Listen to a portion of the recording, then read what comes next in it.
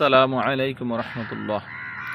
আমাদের সমাজে আপনি অনেক মানুষদেরকে দেখবেন যারা ঝগড়া বিবাদে লিপ্ত হলে অশ্লীল ভাষায় গালিগালাজ করে। এই যারা অশ্লীল ভাষায় গালিগালাজ করে তাদেরকে মুনাফিকের লক্ষণ বলা হয়েছে।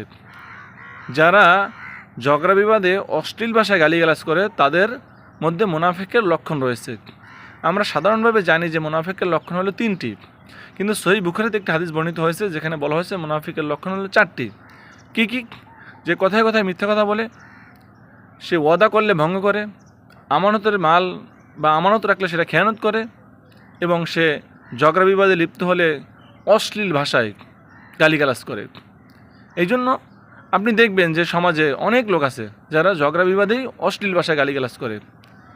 এদের মধ্যে পর্যাপ্ত পরিমাণে মুনাফিকের লক্ষণ রয়েছে। মহান আল্লাহ তাআলা আমাদের সকলকে এই মুনাফিকের লক্ষণগুলো থেকে আমাদেরকে হেফাজত করুন। আমিন। আসসালামু আলাইকুম ওয়া রাহমাতুল্লাহি ওয়া বারাকাতুহু।